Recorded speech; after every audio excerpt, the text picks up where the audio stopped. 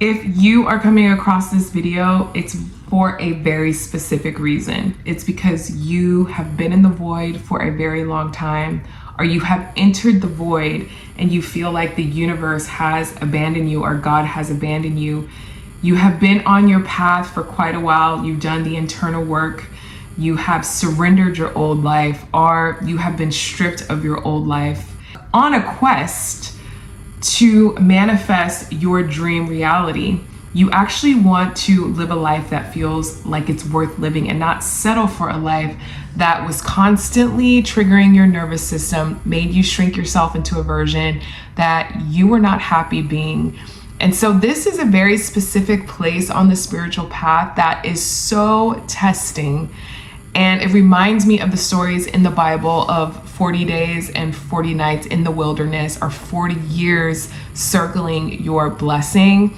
And I feel like when you're having a human experience, it feels like forever when you are waiting for your manifestation to show up. So I wanted to give you some tips on how to get yourself out of the void and not circle your blessing over and over again. Because I have reached the void. I've been on my spiritual path for almost 10 years now, and I have reached the void multiple times, and I've made all the mistakes. And typically when I start to do these things, my reality changes. The number one thing that you have to understand if you're in the void is that time isn't linear. We often think that time just goes in a straight line, but it doesn't.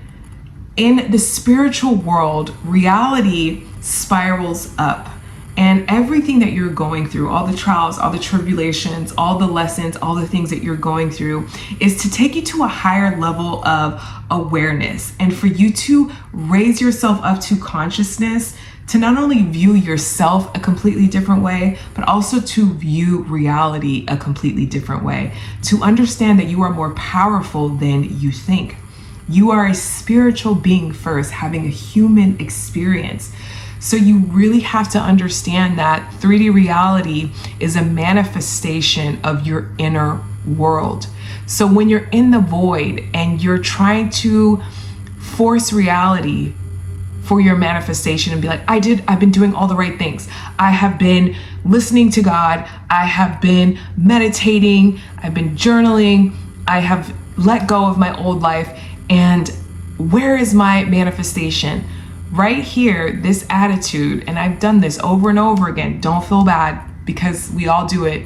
This attitude is showing that you don't trust in the divine and that you don't understand that everything is being rearranged behind the scenes for you to get your manifestation, for you to get to the other side of this. But when you're forcing reality and you're constantly checking the 3D, you're constantly looking at the 3D to see like, where's my money manifestation? Where's my relationship? Where's my new job? Then all you're saying is, I do not trust the divine. I do not trust God. You cannot be a slave to reality. And this is such a hard place when you feel like your life has just been stripped and you want to enjoy your life. And you're like, I feel like we just become so hyper vigilant to the 3D when everything has been taken away from us, or we have surrendered that old life.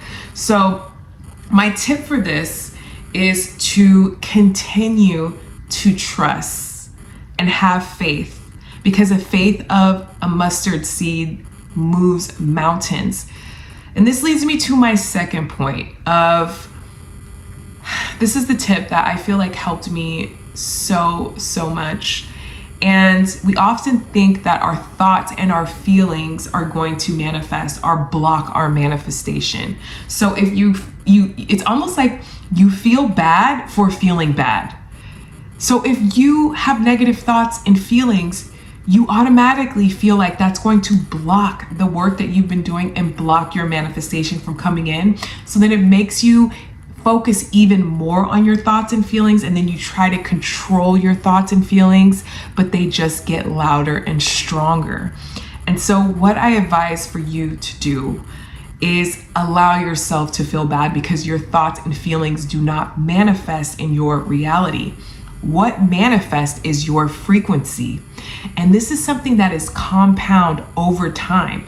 Your frequency is your identity, your perception of reality. It's how you show up for yourself every single day.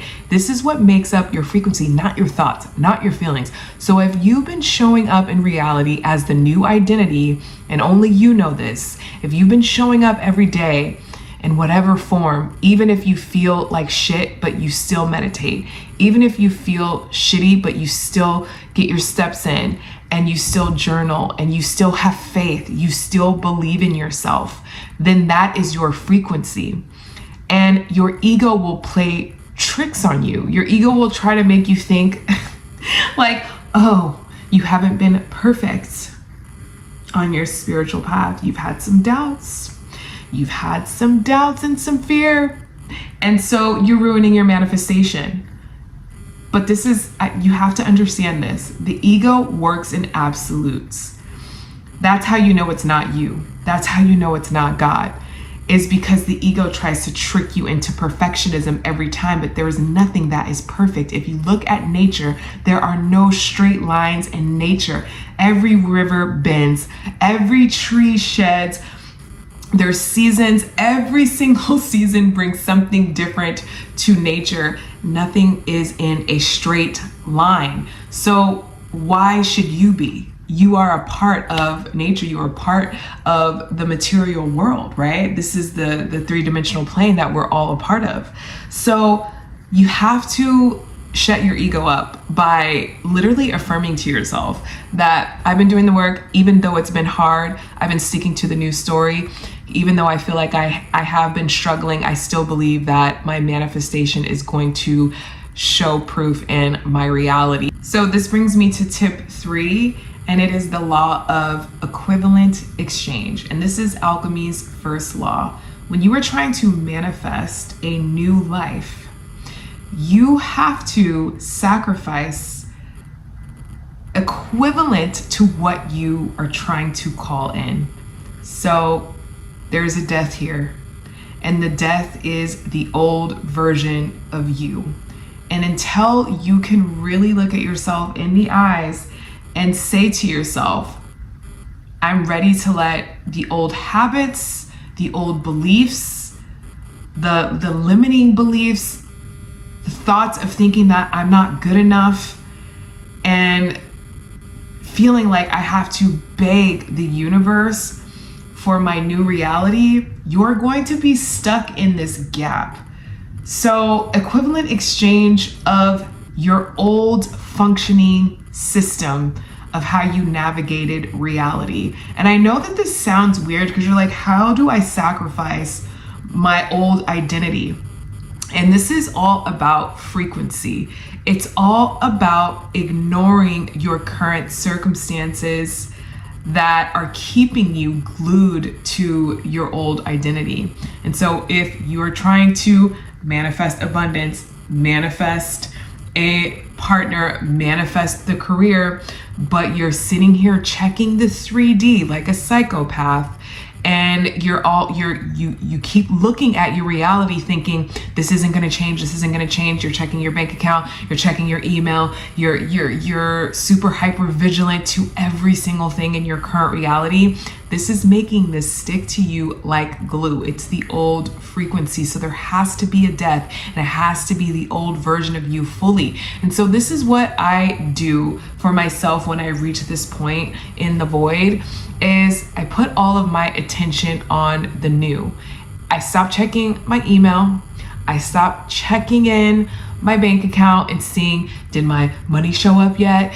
Did I get the call? Are all these new opportunities flooding in? And I start to really focus on my internal world, and I'm in my imagination more than I'm in reality. I'm in my intuition more than I'm in reality. I meditate and I visualize and I feel connected to my internal compass more than I am connected to my circumstances. And I find when I do this, I did this right before I manifested this apartment, because I did have doubt and I did have fear, but this was my dream apartment, you guys. And I was leaving a very toxic, abusive relationship that was keeping me glued to that reality, because this person was constantly showing up in my 3D as disrespectful, making me feel bad about the decisions that I was making for my life. This person had no faith in me, had no belief in the woman that I was becoming and what I was trying to manifest, that I had to literally ignore my reality. And the more that I played with my imagination, I swear to you, I was on Zillow saving apartments. I had no deposit, no money to move. I was just in between realities to the fullest, you guys. I truly was. But I kept thinking, if I can visualize it and if I can picture myself in this apartment, then the money will show up. Then I will be able to move. And it happened. It literally happened within 3 weeks. I manifested the money. I got the dream apartment, and it was because I ignored my current circumstances and I did not attach myself to that old story and to that old reality like glue. So the last thing that I want to leave you guys with is this book. I'm pretty sure you have heard of it, but it is Joseph Campbell's A Hero with 1,000 Faces, and it's all about the hero's journey and the path that you are on. Sometimes we can feel like there is no rhyme or reason to what is happening to us on our road to sovereignty and being self-governed. But there are very specific things that repeat themselves in mythology and symbolism that are very important for you to have faith and hold on to. This book will help you stick to the new identity and know that things aren't just happening randomly. There's synchronicities and you are on the path, and it illuminates as you walk it. There is no A plus B plus C. There is no roadmap, but the path has not abandoned you. And this book has helped me see that. There's a couple excerpts from the book that I want to read to you that helped me so much when I was in the void. And when I re-enter the void, I just like to go back to that book. But Purification of the Self, Road of Trials. This is the process of dissolving, transcending, or transmuting the infantile images of our personal past.